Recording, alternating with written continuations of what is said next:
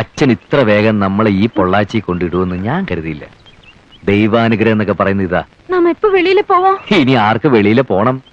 നാളെ രാവിലെ അച്ഛന് ഈ ചാമ്പൽപ്പര തുറക്കും.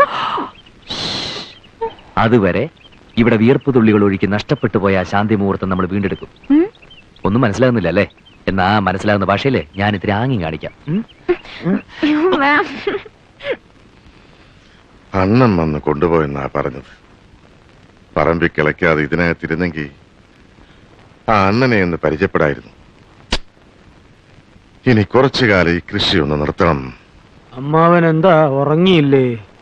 അനന്തരവനും ഉറക്കം വരുന്നില്ല അല്ലേ? ഗോപികൃഷ്ണനും ഉറങ്ങിയിട്ടില്ല. ഒരുത്തൻ 2 ദിവസത്തേക്കാണെന്ന് പറഞ്ഞ് ടൂറിനെങ്ങാണ്ട് പോയിട്ടുണ്ട്. അവന്റെ കാര്യം എന്താണാവും?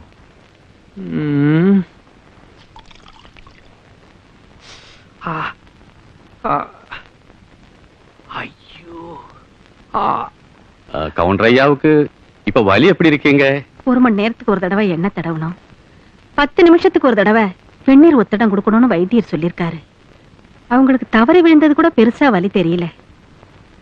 நம்ம பொண்ணு பவளத்தை பார்க்க முடியலையேங்கிற மனவலி தான் அதிகமா இருக்கு. അങ്ങനെ നോക്കുമ്പോ ഈ വീഴ്ച ഒരു അനുഗ്രഹമാണെന്ന് കരുതിയാ മതി. പോവാഞ്ഞ് നന്നായി. நாயரே, என்னையா சொல்ற? பொண்ணும் மாப்பிள்ளையும் எப்பவும் டூர்ல இருக்கிறதாக பவள லெட்டர் எழுதியிருக்கு. அவங்க ஊர்ல இல்லாத டைம்ல நீங்க அங்க போனா நல்லா இருக்கான்னு சொன்னேன். அதுவும் சரிதான் ஐயா. கருப்பையா ஐயா, நீதான் அந்த ஊர் பக்கம்லாம் போறிய, அம்மா கிட்ட அட்ரஸ் வாங்கிட்டு போய் நம்ம பவளத்தையும் மாப்பிளையும் ஒரு பார்வை பார்த்துட்டு வா. சரிங்க. ஏங்க, நம்ம தோட்டத்து மாம்பழம்னா பவளத்துக்கு ரொம்ப பிடிக்கும். ஒரு கூட அனுப்பட்டுமா? ஒரு கூட என்னடி, 4 கூட கொடுத்து அனுப்பு.